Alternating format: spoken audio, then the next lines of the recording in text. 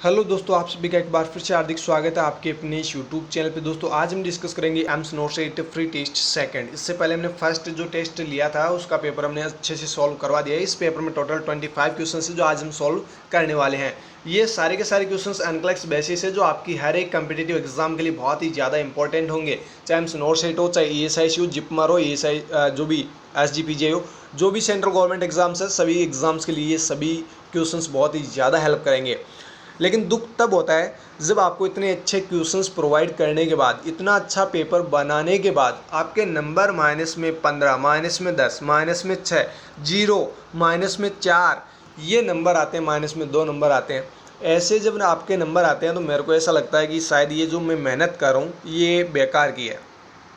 कुछ स्टूडेंट्स हैं जो 40 प्लस, 30 प्लस, 20 प्लस ऐसे नंबर्स भी ला रहे हैं। अच्छी बात है, आप थोड़ी सी मेहनत और कीजिए। आपके 100 में से जो 50 प्लस, 60 प्लस ला रहे हैं वो 70 प्लस भी क्रॉस कर सकते हैं।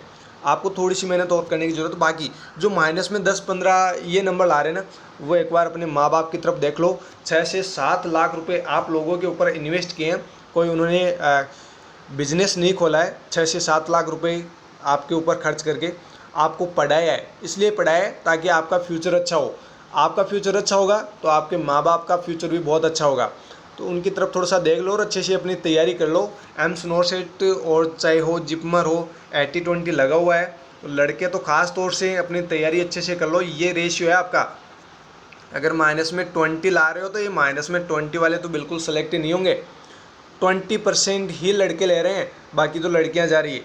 तो लड़के लोग तो अच्छे से तैयारी करो। कम से कम पूरी जिम्मेदारियां हैं आपके ऊपर। आपके माँ बाप के सपने हैं, उनको तो मत तोड़ना कभी। उनके सपने तो साकार कर देना। एम्स नोट्स 8 में नहीं तो CHO में सही, लेकिन कहीं तो लगो। लेकिन ये माइनस में जो नंबर ला रहे हैं ना, ये बड़ा दुख होता है कि इतना अच्छा पेपर बनाने के बाद भी माइनस में नंबर ला रहे हो। 2 से 3 क्वेश्चन या फिर यार 4 से 5 क्वेश्चन तो हर कोई सोल्व कर लेता है इनमें से। हर कोई तो नहीं, लेकिन जो नर्सिंग किया हुआ है या फिर JNM किया हुआ है वो तो 3 से 4 क्वेश्चन तो अच्छे से सोल्व कर देगा। तो आप अच्छे से तैयारी किया करो और क्वेश्चंस जो भी आ रहे हैं वहीं आप अटेंड किया करो। ओके, नेगेटिव मार्किंग रखी गई है, वो इसलिए रखी गई है ताकि आपकी जब एग्ज़ाम हो एम्स नोट्स 8 की, SIC की जो भी हो, उसमें आप नेगेटिव मार्किंग को कंट्रोल कर सको। इसलिए ये नेगेटिव मार्किंग रखी गई है। और आप लोग क्या करते हो, पूरे 25 के 25 लगा देते हो। ये लो ABCD जो भी है ना, लगा दिए, ये लो हो गया पेपर। मैं देखता हूँ टाइम आपका 1 मिनट में, कोई 2 मिनट में। यार इतने फास्ट, यार इतनी फास्ट, यानी सुपर कंप्यूटर को भी फेल कर रहे हैं। इतने फास्ट आप क्वेश्चंस अटेंड करते हो, क्वेश्चंस को देखते नहीं हो। ऐसा करोगे तो मेरे को नहीं लगता कि एम्स नोट्स 8 में आपका हो पाएगा। बिल्कुल सही बोल रहा हूँ मैं, गलत नहीं बोल रहा हूँ। तो आप थोड़ा सा ध्यान रखो इसी चीज़ों का। नेगेटिव मार्किंग का विशेष तौर से ध्यान रखो। इसलिए नेगेटिव मार्किंग डाली गई यहाँ पे कि ताकि आप अच्छे से नेगेटिव मार्किंग को कंट्रोल कर सको, है ना। तो ध्यान रखना आगे से जो भी पेपर हो, सभी पेपर्स में माइनस में नंबर आ रहे हैं। मैं नाम तो किसी का नहीं बताऊंगा, बट माइनस में नंबर ज़रूर आ रहे हैं हर एक पेपर में। नेगेटिव मार्किंग का जरूर ध्यान रखना दोस्तों। चलिए मैं आपको सभी क्वेश्चन सॉल्व करा देता हूँ फटाफट से। 25 क्वेश्चन है, बहुत ही अच्छे अच्छे क्वेश्चन है। प्लीज़ आप सभी अपने फ्रेंड्स को शेयर कर दीजिए और ऐप के बारे में भी बता दीजिए ताकि वो भी डेली ऐप के थ्रू अपना फ्री टेस्ट दे सके। ऐप की वैसे लिंक आपको डिस्क्रिप्शन में मिल जाएगी, वहाँ से भी आप ऐप को डाउनलोड कर सकते हैं। देखिए यहाँ पे पहला सवाल, ए 43-year-old African American male is admitted with sickle cell anemia. The nurse plans to assess circulation in the lower extremities every 2 hours. Which of the following outcome criteria would the nurse use? सवाल जो पूछा जा रहा है वो देखिए और फिर लास्ट में जो लाइन बोली जा रही है वो देखिए। बस यही आपको समझनी होती है कि लास्ट में लाइन में पूछा क्या गया है। पहले देखिए, 43-year-old 43 साल का एक पर्सन है। ये अफ्रीकन अमेरिकन भी हो सकता है और इंडियन भी हो सकता है, कोई भी हो, मतलब A to Z यहाँ पे नाम भी हो सकता है। ये जो पर्सन है ये है सिकल सेल एनीमिया का पेशेंट। किसका है? सिकल सेल एनीमिया का। और ये एडमिट हो चुका है। अब आप एज ए नर्स क्या कर रहे हैं, उस पर्सन का सर्कुलेशन असेस कर रहे हैं प्रत्येक 2 घंटे से। वो भी कहाँ से? लोअर एक्सट्रीमिटी से। लोअर एक्सट्रीमिटी से आप सर्कुलेशन प्रत्येक 2 घंटे से चेक कर रहे हैं। अब सवाल में आपको ये पूछा गया है कौन सा आउटकम क्राइटेरिया आप एज ए नर्स यूज़ करेंगे। सिकल सेल एनीमिया का पेशेंट है तो कौन सा क्राइटेरिया आप यूज़ करेंगे ताकि उसको हम असेसमेंट कर सकें। ऑप्शंस में देखिए आपको क्या क्या दिए गए। फर्स्ट है body temperature of 99 degree Fahrenheit और लेस। नेक्स्ट है toes moved in active range of motion. Next, sensation reported when sole of feet and are touched. Next, capillary refill of less than 3 seconds. तो यहाँ पर जो आपको correct answer करना था वो करना था ऑप्शन फोर्थ, यानी ऑप्शन जो लास्ट है वो आपको करेक्ट आंसर करना था, capillary refill of less than 3 second. ये जो आउटकम क्राइटेरिया है पेशेंट सिकल सेल एनीमिया का है और आप सर्कुलेशन चेक कर रहे हैं, तो ध्यान रखिएगा ये क्राइटेरिया आपको चेक करना है। एज नर्स आप ये क्राइटेरिया वहाँ पे क्या करोगे, यूज़ करोगे। कैपिलरी रिफिल आपको चेक करने की लेस देन 3 सेकेंड आ रही है कि नहीं आ रही है। ओके, अगला सवाल देखिए। A 30-year-old male from Haiti is brought, ये नाम है, मान लीजिए पेशेंट का नाम है, brought to the emergency department in sickle cell crisis, what is the best position for this client. सवाल देखिए क्या है, यहाँ पर सवाल तो वहीं पूछा गया भाई, पोजीशन से सवाल पूछा गया, तो फिर दिक्कत कहाँ आ रही है। बस ये जो लाइन होती है लास्ट वाली, ये आपको समझनी होती है कि सवाल में पूछा गया जा रहा है, नर्सिंग इंटरवेंशन पूछा जा रहा है, एक्सेप्ट से पूछा जा रहा है, पोजीशन पूछी जा रही है, जो भी कुछ हो, जो लास्ट लाइन में लिखा होता है वो आपको पहले समझना होता है ना। देखिए अब पेशेंट आपके पास में इमरजेंसी डिपार्टमेंट के अंदर ईडी के अंदर आ चुका है, पेशेंट है सिकल सेल क्राइसिस का, 30 साल का ये पेशेंट है।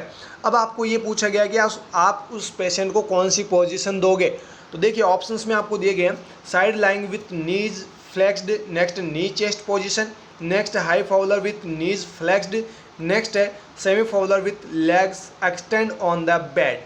यहाँ पर आपको करेक्ट आंसर करना है option third, high Fowler with knees flexed. Sickle cell crisis के पेशेंट्स को डिस्नियाई कंडीशन होगी, और डिस्नियाई कंडीशन होगी तो उसको रिसोल्व करने के लिए कौन सी पोजीशन देते हैं हम, हाई फाउलर पोजीशन। साथ ही साथ विथ नीज फ्लैक्स्ड, जो नीज है उनको फ्लैक्स्ड रखना है, तो ये जो पोजीशन होगी ये सिकल सेल क्राइसिस के पेशेंट को एडमिनिस्टर करवानी है, यानी कि ये पोजीशन उन पेशेंट को देनी है। तो ध्यान रखना पोजीशन से रिलेटेड क्वेश्चंस भी पूछे जाते हैं। अगला सवाल देखिएगा, ए 25-year-old male is admitted in sickle cell crisis, which of the following intervention would be of highest priority for this client। बहुत ही अच्छा सवाल है। 25 साल का एक पर्सन है और उसको सिकल सेल क्राइसिस हुआ है और वो एडमिट हो चुका है। यहाँ पर कुछ इंटरवेंशन दे रखे हैं, इनमें से हाईएस्ट प्रायोरिटी आप किस इंटरवेंशन को दोगे, एज नर्स आप कौन सी हाईएस्ट प्रायोरिटी उस पेशेंट को दोगे। ऑप्शन में देखिए, फर्स्ट है taking hourly blood pressure with mechanical cuff, next है encouraging fluid intake of at least 200 ml per hour, next position in high fowler with knees gassed raised, next है administering Tylenol as ordered। ये position भी सही नहीं है, मतलब high फॉलोर position तो देंगे बट नीज गेट राइज्ड ऐसा कुछ भी नहीं करेंगे भाई, पैरों को ऊपर नहीं करेंगे, जो घुटने हैं उनको ऊपर नहीं करेंगे, फ्लेक्स्ड करेंगे, नीज फ्लेक्स्ड करेंगे। अभी हमने ऊपर सवाल देखा है, तो देखिए यहाँ पे जो हाईएस्ट प्रायोरिटी आपको देनी है वो क्या देनी है, ऑप्शन फोर्थ आपको करेक्ट आंसर करना है, administering Tylenol as administered. Tylenol ये ब्रांड नेम है किसका, एसिटामिनोफेन। एसिटामिनोफेन जो ड्रग आती है उसका ये ब्रांड नेम है। एसिटामिनोफेन हम सबसे पहले देंगे क्योंकि इस पेशेंट को, सिकल सेल क्राइसिस के पेशेंट को बहुत ज़्यादा पेन होगा, तो पेन को रिलीव करने के लिए सबसे पहले हम एसिटामिनोफेन देंगे, डॉक्टर ऑर्डर करेगा और यही हमारी क्या रहेगी, फर्स्ट प्रायोरिटी रहेगी। ओके, तो ध्यान रखिएगा, एडमिनिस्ट्रिंग टाइलिनॉल एज ऑर्डर्ड। जो टाइलिनॉल है वो क्या है, एसिटामिनोफेन, पेन रिलीवर है। तो यहाँ पे पेन बहुत ज़्यादा होगा सिकल सेल क्राइसिस के पेशेंट को, तो सबसे पहले हम यही प्रायोरिटी देंगे। अगला सवाल देखिए, which of the following foods would the nurse encourage the client in sickle cell crisis to eat. Sickle cell crisis के पेशेंट्स में जो भी होते हैं उनको कौन सा खाना देंगे, या फिर जो भी कुछ वो पेशेंट ले रहे हैं तो उसमें हम क्या एनकरेज कराएंगे। तो ऑप्शंस देखिए आपको दिए गए हैं, फर्स्ट है स्टीक, नेक्स्ट कॉटेज चीज़, नेक्स्ट है पॉप सील, नेक्स्ट है लिमा बीन्स। यहाँ पे आपको करेक्ट आंसर करना है ऑप्शन सेकंड, कॉटेज चीज़। जो सिकल सेल क्राइसिस का पेशेंट है उसको हम जो खाना देंगे वो कॉटेज चीज़ का देंगे, ये हम एनकरेज करेंगे उस पेशेंट में। ओके, नेक्स्ट क्वेश्चन देखिए, A newly admitted client has sickle cell crisis. He is complaining of pain in his feet and hands. The nurse assessment finding include a pulse oximetry of 92, assuming that all the following interventions are ordered, which should be done first। देखिए सवाल में क्या पूछा गया है, लाइनें 3 से 4 बना सकते हैं, लेकिन जो सवाल जो पूछा जाता है वो लास्ट में आपको पता चलता है कि ये पूछना क्या चाहता है। एक न्यूली पेशेंट जो है वो एडमिट हुआ है, सिकल सेल क्राइसिस का है, और वो कंप्लेन कर रहा है कि मेरे हाथ पैरों में बहुत ज़्यादा दर्द हो रहा है। इसलिए मैंने आपको ऊपर जो प्रायोरिटी दी थी वो कौन सी दी थी, टाइलिनॉल जो ड्रग आपको एडमिनिस्टर करवानी है वो हाईएस्ट प्रायोरिटी थी आपकी, है ना। अब देखिए यहाँ पे पेशेंट को क्या हो रहा है, बहुत ज़्यादा हाथ पैरों में दर्द हो रहा है। नर्स जब असेसमेंट करती है तो उसकी जब पल्स ऑक्सीमीट्री से जब ऑक्सीजन सेचुरेशन चेक कर रहे हैं तो 92 ऑक्सीजन सेचुरेशन आ रहा है, मतलब अच्छा है सेचुरेशन भी।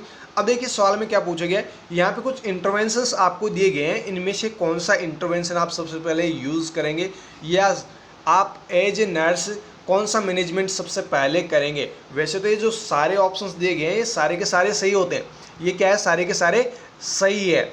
ये ऑप्शंस आपको पहले ही बोल दिया कि जो भी इंटरवेंशन है वो आपको दिए गए हैं, ये इंटरवेंशन तो सिकल सेल क्राइसिस के ही है, बट सबसे पहले आप क्या देंगे, सवाल तो वही पूछा जाता है सबसे पहले क्या देना है ना। तो देखिए ऑप्शंस आपको दिए गए, adjust the room temperature, next give bolus of IV fluids, next start oxygen, next administer meperidine जिसका ब्रांड नेम है डेमरोल 75 mg IV पुश। यहाँ पर आपको करेक्ट आंसर क्या करना है, ऑप्शन लास्ट वाला, option fourth, administer meperidine Demerol 75 mg IV push. ये क्या करेगी, पेन को रिलीव करेगी। पेशेंट सिकल सेल क्राइसिस का है, बहुत ज़्यादा उसको पेन हो रहा है, वहाँ पे मैप्रिडिन ऑप्शन ना देकर वहाँ पर आपको ऑप्शन में क्या दिया गया था, टाइलिनॉल यानी कि एसिटामिनोफेन। पेशेंट का पेन रिलीव करना है। 92 आपका ऑक्सीजन सेचुरेशन उस पेशेंट का आ रहा है, ये तो मतलब इस सिकल सेल क्राइसिस की वजह से ही आ रहा है, बाकी इसको कोई ऑक्सीजन लेने में कोई दिक्कत नहीं हो रही, मतलब रेस्पिरेशन में कोई किसी प्रकार की दिक्कत नहीं है। और ये कंप्लेन जो कर रहा है वो क्या कर रहा है, पेन की, हाथ पैरों में इसको बहुत ज़्यादा दर्द हो रहा है। तो ये जो मैप्रिडिन है ये 75 mg IV पुश करनी है ताकि उसका पेन रिलीव हो सके, ये आपकी फर्स्ट प्रायोरिटी रहेगी। अगला सवाल देखिए, the nurse is instructing a client with iron deficiency anaemia, which of the following meal plans would the nurse expect the client to select. एक पेशेंट है आयरन डेफिशिएंसी एनीमिया का और वो आपके पास में आया है। अब आप क्या कर रहे हैं, एज नर्स उस पेशेंट को खाने के बारे में बता रहे हैं कि किस टाइप का खाना आपको लेना है ताकि ये आयरन डेफिशिएंसी जो एनीमिया आपको हो रहा है ये रिसॉल्व हो सके, आप तैयार हो सके। देखिए यहाँ पे ऑप्शंस आपको दिए गए, roast beef, gelatin salad, green beans and peach pie. Next है chicken salad, sandwich, coleslaw, French fries, ice cream.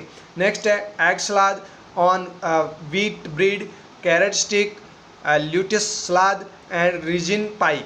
Next है pork chop, creamed potatoes, corn and coconut cake. यहाँ पे जो आपको करेक्ट आंसर करना है वो क्या करना है, option first, roast beef, gelatin salad, green beans and peach pie. इनमें जो है आयरन अच्छी मात्रा में, प्रचुर मात्रा में पाया जाता है, इसलिए ये डाइट उन पेशेंट को बतानी है ताकि जो आयरन डेफिशिएंसी एनीमिया हो रहा है वो रिसॉल्व हो सके। अगला सवाल देखिए, client with sickle cell anaemia are thought to avoid activities that cause hypoxia and hypoxaemia, which of the following activities would the nurse recommended. देखिए सवाल बहुत ही अच्छा है। सिकल सेल एनीमिया का एक पेशेंट है और वो एक जो एक्टिविटीज़ है उसको अवॉइड करना चाहता है। सिकल सेल एनीमिया का पेशेंट है और वो एक्टिविटीज़ को अवॉइड करना चाहता है। वो क्यों कर रहा है, ताकि उसको हाइपोक्सिया और हाइपोक्सीमिया की कंडीशन डेवलप ना हो। अब एज ए नर्स आप क्या बताओगे, कौन सी एक्टिविटीज़ आप रिकमेंड करोगे उस पेशेंट को कि ये एक्टिविटीज़ आपको नहीं करनी है जिससे कि आपको हाइपोक्सिया और हाइपोक्सीमिया कंडीशन में जाना पड़े। तो देखिए ऑप्शंस आपको दे रखे हैं। फर्स्ट है a family vacation in the Rocky mountain. Next है chaperoning the local boys club on the snow walking trip. Next, traveling by airplane by business trip. Next, a bus trip to the museum of natural history. देखिए यहाँ पे सभी वो activities कर सकता है, एक जो एक्टिविटीज़ नहीं करनी है वो आप क्या बताओगे, option third, travelling by airplane for business trip. जो बिजनेस ट्रिप के लिए आप एरोप्लेन से ट्रैवलिंग करते हैं उसको आपको अवॉइड करना है। ये जो इंस्ट्रक्शन है एज ए नर्स आप उस पेशेंट को प्रोवाइड करोगे। ओके, ध्यान रखिएगा, बहुत ही इंपॉर्टेंट सवाल है, आगे पूछा जा सकता है। अगला सवाल देखिए, the nurse is conducting an admission assessment of a client with vitamin B12 deficiency, which finding reinforce the diagnosis of vitamin B12 deficiency। देखिए यहाँ पे सवाल में क्या पूछा गया, जो नर्स है वो क्या कर रही है, एडमिशन असेसमेंट कर रही है, पेशेंट किसका है, विटामिन B12 डेफिशिएंसी का। तो कौन सी वो फाइंडिंग है जो नर्स डायग्नोस करेगी विटामिन B12 की डेफिशिएंसी वाले पेशेंट के अंदर। ऑप्शंस देखिए, first enlarge spleen, next elevated blood pressure, next bradycardia, next beefy tongue. यहाँ पे आपको जो करेक्ट आंसर करना है वो क्या करना है, एनलार्ज्ड स्प्लीन। एनलार्ज्ड स्प्लीन जो है ये कंडीशन इसमें देखने को मिलती है। वैसे तो विटामिन B12 की डेफिशिएंसी में रेड बीफी टंग भी देखने को मिलती है, जैसे कि आपने पढ़ा भी होगा, है ना। तो यहाँ पे एनलार्ज्ड स्प्लीन जो है वो आपका करेक्ट आंसर होगा। बाकी यहाँ पे कोई मिस्टेक नहीं है, बिल्कुल रेड जो एनलार्ज्ड स्प्लीन है वही आपका करेक्ट आंसर होगा। ओके, अगला सवाल देखिए, the body part that would most likely display jaundice in the dark skinned individual is the. Body part पे आप क्या देखोगे, जॉइंडिस पर्सन को हो गया है तो बॉडी पार्ट पे या फिर बॉडी का वो कौन सा पार्ट है जहाँ पे आप कुछ डार्क स्किन या फिर कुछ ना कुछ देखोगे। जॉइंडिस का पेशेंट है तो सीधी सी बात है येलोइश डिस्कलरेशन आप चेक करोगे, तो येलोइश डिस्कलरेशन आपको कहाँ पर देखने को मिलेगा, जॉइंडिस के पेशेंट में। ऑप्शंस देखिए, फर्स्ट है conjunctiva of the eye, next sole of the feet, next है roof of the mouth, next sign. लेकिन यहाँ पे सवाल में कुछ ये पूछा गया कि dark skin individual is the. Dark skin आपको कहाँ पे दिखाई देगी, जॉइंडिस में येलोइश स्किन तो होती है, ये तो कंजक्टिवा में भी आपको देखने को मिल जाएगी, सॉल पे भी आपको देखने को मिल जाएगी, रूफ ऑफ द माउथ पे भी आपको देखने को मिल जाएगी। लेकिन आपको पूछा गया डार्क स्किन, तो ये आपकी होगी साइन। आपको यहाँ पे क्या करना होगा, आंसर साइन। ओके, अगला सवाल देखिए, the nurse is conducting a physical assessment on a client with anemia. Which of the following clinical manifestation would the most indicative of the anemia? Physical assessment nurse conduct कर रही है, एक anaemia का patient है उसके ऊपर, और कौन सी वो क्लिनिकल मैनिफेस्टेशन है जो मोस्ट ऑफ इंडिकेट करता है कि पेशेंट को एनीमिया हो गया है या फिर एनीमिया हो रखा है। ऑप्शंस देखिए, first BP 146 to 88, next respirations at 28 shallow, next weight gain of 10 pounds in 6 months, next pink complexions. यहाँ पर जो आपको करेक्ट आंसर करना है वो क्या करना है, option third, wait gain of 10 pounds in 6 months। 6 महीने में अगर 10 पाउंड वेट बढ़ा है तो ये किसको इंडिकेट कर रहा है, एनीमिया को।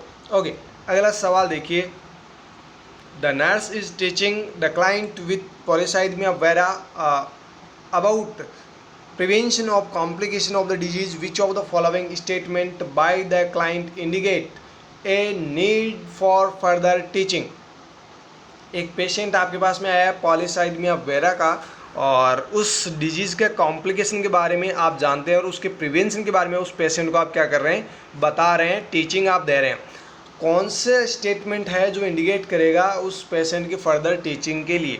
ऑप्शंस आपको दे रखे हैं। फर्स्ट है, I will drink 500 ml of fluid or less each day. Next, I will wear support hose. Next, I will check my blood pressure regularly. Next, I will report ankle edema. यहाँ पे आपको correct answer करना option second, I will wear support hose। जो भी support होज है वो पहनने हैं, ये उस पेशेंट को आपको टीचिंग देनी है। अगला सवाल देखिए, a 33-year-old male is being evaluated for possible acute leukemia. Which of the following finding is most likely related to the diagnosis of leukemia?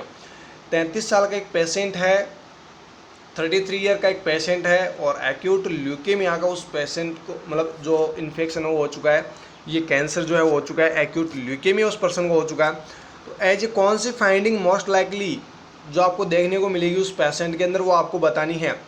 देखिए यहाँ पे कुछ डायग्नोसिस आपको दे रखे हैं। फर्स्ट है, the client collect stamps as a hobby. Next है, a client recently lost his job as a postal worker.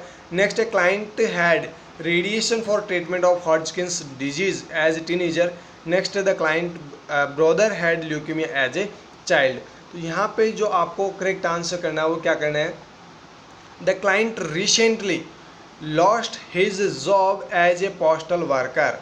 वो अपनी जॉब को रिसेंटली छोड़ चुका है, यानी कि उसको एक्यूट ल्यूकेमिया की कंडीशन होने की वजह से उसने जॉब को छोड़ा है। तो ये जो डायग्नोसिस है, ये जो फाइंडिंग है, ये मोस्टली उस पेशेंट में देखने को मिलेगी। 33 साल का 33 ईयर का ये पेशेंट है और ये कहीं ना कहीं जॉब कर रहा था और ये जॉब को छोड़ चुका है, तो यानी कि इसको कुछ न कुछ दिक्कत है और वो भी बहुत बड़ी दिक्कत है ना।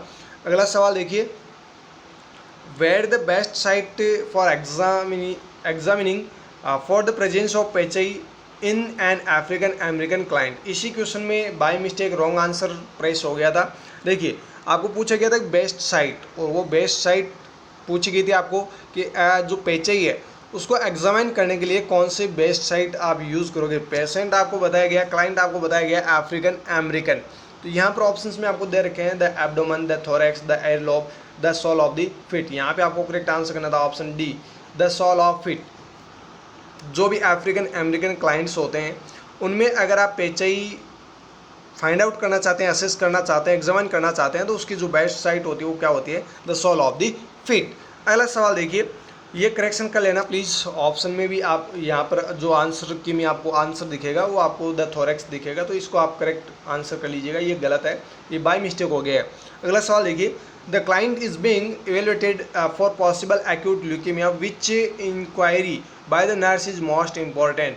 पेशेंट इवेल्युएट हुआ है पॉसिबली एक्यूट ल्यूकेमिया से, और अब नर्स जो है इंक्वायरी कर रही है, तो मोस्ट जो इम्पॉर्टेंट इंक्वायरी नर्स करेगी वो क्या करेगी। ऑप्शंस आपको दे रखे हैं। फर्स्ट है, have you noticed a change in sleeping habits recently. Next, have you had a respiratory infection in last 6 month. Next है, have you lost weight recently.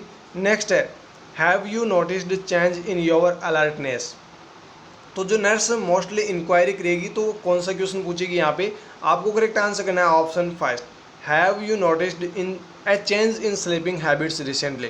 क्या आपको करंट में या फिर अभी करंट में आपको जो स्लीपिंग हैबिट थी आपकी वो रिसेंटली क्या चेंज हुई है, ये सवाल वो नर्स वहाँ पे उस पर्सन को पूछेगी। तो ये इंक्वायरी आपको करनी है इस पेशेंट के अंदर। अगला सवाल देखिए, which of the following would be the priority nursing diagnosis for the adult client with acute leukaemia. Patient acute leukaemia का है, तो एज ए आपको नर्स प्रायोरिटी नर्सिंग डायग्नोसिस बताना है, कौन सा प्रायोरिटी नर्सिंग डायग्नोसिस होगा। ऑप्शंस आपको दे रखे हैं। फर्स्ट है oral mucosa membrane altered related to chemotherapy. Next, risk of injury related to thrombocytopenia. Next है fatigue related to disease process. Next है interrupted family process related to life threatening illness of a family member. यहाँ पे आपको correct answer करना था option first, oral mucous membrane altered related to chemotherapy. Okay, अगला सवाल देखिए, ए 21-year-old male with Hodgkin's lymphoma is a senior at the local university. He is engaged to be married and is to being a new job upon graduation. Which of the following diagnosis would be the priority of for this client? देखिए, सवाल में पूछा क्या गया है, एक 21 साल का पर्सन है जो सीनियर मतलब लोकल यूनिवर्सिटी का है और उसको हॉडकिंस लिम्फोमा हो गया है। ओके, अब सवाल में क्या बोला है, वो अभी मैरिड भी है, मतलब वो पर्सन क्या है, मैरिड है, उसकी शादी वगैरह भी हो चुकी है और वो अभी नई जॉब की शुरुआत कर रहा है ग्रेजुएशन के साथ, है ना। अब सवाल में आपको ये पूछा गया कौन सा डायग्नोसिस एज ए प्रायोरिटी उस पेशेंट के लिए रहेगी। देखिए, ऑप्शन में आपको दे रखा है। फर्स्ट है sexual dysfunction related to radiation therapy. Next है anticipatory grieving related to terminal illness. Next है tissue integrity related to prolong bed rest. Next है fatigue related to chemotherapy.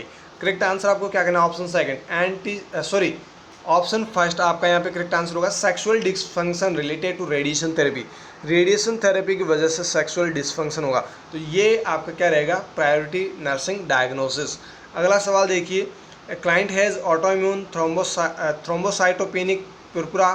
To determine the client response to treatment the nurse would monitor.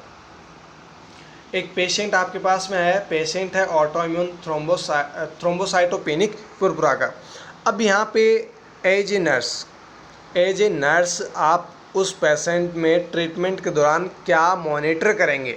Option देखिए, first platelet count, next है white blood cell count, next potassium level, next partial prothrombin time.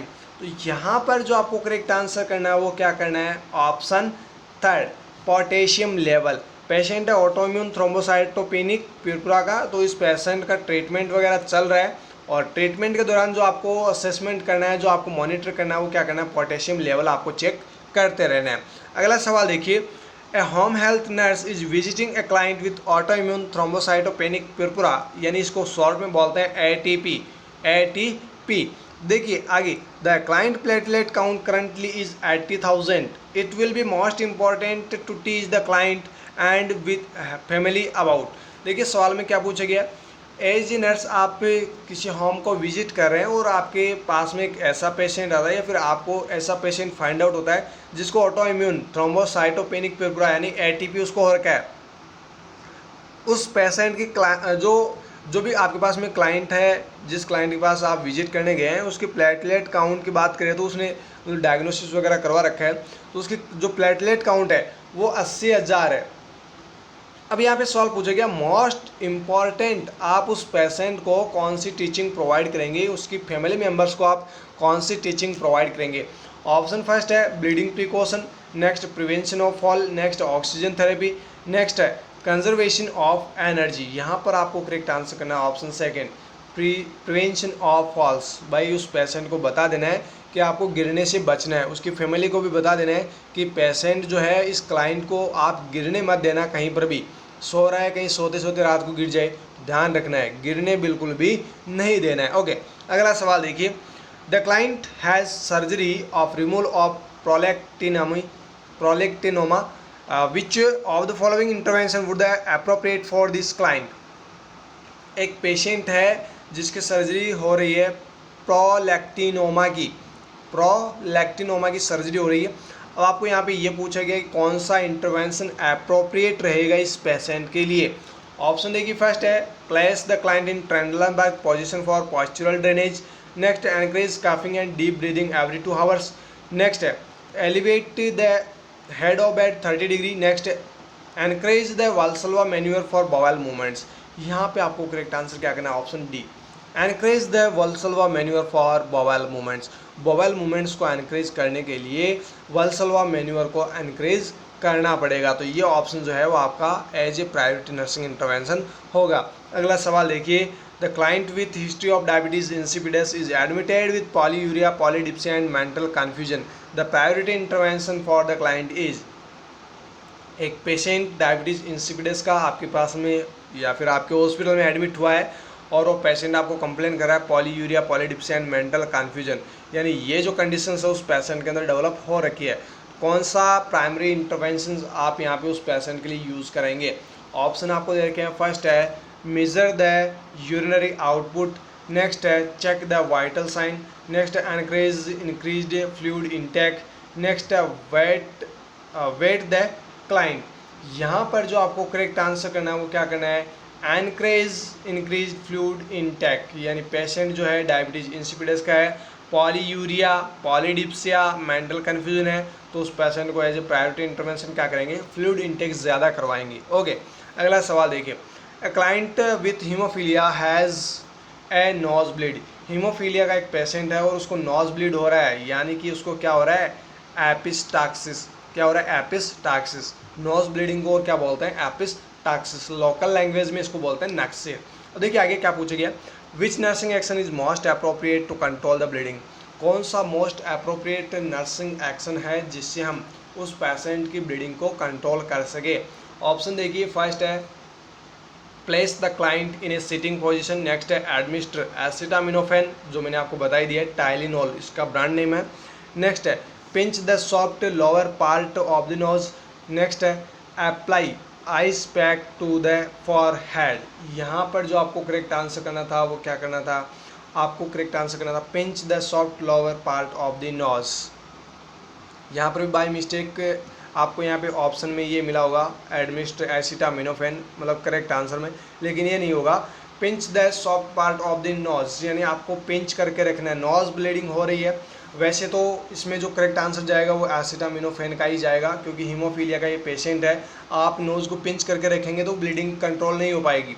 आपका यहाँ पे correct answer क्या होगा, administrate acetaminophen. Haemophilia की वजह से नोज ब्लीडिंग हो रही है, उसकी वजह से उस पेशेंट को पेन भी हो सकता है, तो उस पेन को रिलीव करने के लिए एसिटामिनोफेन देंगे। तो ये आपका यहाँ पे करेक्ट आंसर होगा। आप पिंच करके रखेंगे नोज़ को, कितनी देर करके रखेंगे, 10 मिनट, 20 मिनट, 30 मिनट। लेकिन आप एक वक्त ऐसा आएगा कि आप परेशान होकर अपनी जो आपने पिंच कर रखा है उसको आप छोड़ देंगे। यानी कि जो हीमोफीलिया का पेशेंट है, ब्लीडिंग डिसऑर्डर है, तो ये ब्लीडिंग शायद नहीं रुक पाएगी। तो इसलिए एसिटामिनोफेन जो है वो आपको एडमिनिस्टर करवाना है। यही आपका as a nurse most appropriate nursing intervention होगा। अगला सवाल देखिए, an adult woman has been in an automobile accident. She sustained numerous lacerations and fractured tibia, set a closed reduction and mild concussions. She has no apparent renal injuries and conscious. An indwelling catheter is inserted for which of the following purposes? देखिए यहाँ पे सवाल क्या पूछा और last में क्या पूछ लिया गया है। एक एडल्ट वुमन है, महिला है, जिसका एक्सीडेंट हुआ है, ऑटोमोबाइल एक्सीडेंट हुआ है। अब देखिए उसमें क्या क्या डेवलप हुआ है, न्यूमरस लेसरेशंस बन चुके हैं, टीबिया फ्रैक्चर हो चुका है और वो भी क्लॉज रिडक्शंस में। साथ ही साथ माइल्ड कंफ्यूजन्स भी उस पर्सन में डेवलप हुई है। ऐसी कंडीशंस उसको डेवलप हुई है, किसकी वजह से, ऑटोमोबाइल एक्सीडेंट की वजह से। अब देखिए यहाँ पे ये भी बोला गया है कि उस पर्सन को किसी प्रकार की कोई रीनल इंजरी नहीं हुई है, कॉन्शियस है, वो पेशेंट कॉन्शियस है, उसको रीनल इंजरी बिल्कुल भी नहीं हुई है। अब देखिए सवाल में क्या बोला इन्होंने, indwelling catheter inserted for which of the following purpose. उस पर्सन को इंडवेलिंग कैथेटर जो है वो इंसर्ट किया जा रहा है, इस कैथेटर को इंसर्ट करने का पर्पज क्या है, ये आपको पूछा गया। ऑप्शन देखिए, फर्स्ट ऑप्शन आपको दिया गया to measure urine flow as a indicator of shock. Next है to prevent contamination of her cast. Next है फॉर हर कंफर्ट। नेक्स्ट है टू प्रिवेंट रेनल कॉम्प्लिकेशंस। आपको यहाँ पे करेक्ट आंसर करना है option first, to measure urine flow as an indicator of shock. वो indwelling catheter इसलिए लगाया गया है ताकि उसके यूरिन फ्लो को मेजर कर सके। कहीं वो इंडिकेट मतलब शॉक को तो इंडिकेट नहीं कर रहा है, उस चीज़ को मतलब शॉक को मॉनिटर कर रहे हैं अपन इंडवेलिंग कैथेटर से। इससे हम यूरिन फ्लो को चेक कर रहे हैं, यूरिन फ्लो से हम पता लगा रहे हैं कि पेशेंट शॉक में तो नहीं चला गया है। तो ये चीज़ मॉनिटर करने के लिए ये इंडवेलिंग कैथेटर का क्या है, पर्पज है। अगला सवाल देखिए, an adult is admitted to the hospital after several days of vomiting, her breathing is now slow and shallow, what is acid base balance does the nurse suspect. ये शायद पहले भी क्वेश्चन आ गया, कोई बात नहीं, रिपीट हो गया, अपना फिर से ये क्वेश्चन अच्छे से तैयार हो जाएगा। पेशेंट एडमिट हुआ है वॉमिटिंग का, कुछ दिनों से उसको वॉमिटिंग हो रही है, तो सीधी सी बात है मेटाबॉलिक एल्कलोसिस हो जाएगा यहाँ पे, ये तो आपको पता चल गया। लेकिन उस पेशेंट को स्लो एंड सैलो ब्रीदिंग भी हो रही है, ये और दे दिया है, तो ये देखने के बाद में कन्फ्यूज आपके होगा। लेकिन यहाँ पे ऑप्शंस जो दिए गए हैं उनमें कोई कन्फ्यूजन वाला ऑप्शन मेरे को लगता नहीं कोई है ऐसा, क्योंकि एक ही ऑप्शन में है जिसमें मेटाबॉलिक एल्कलोसिस लिखा हुआ है।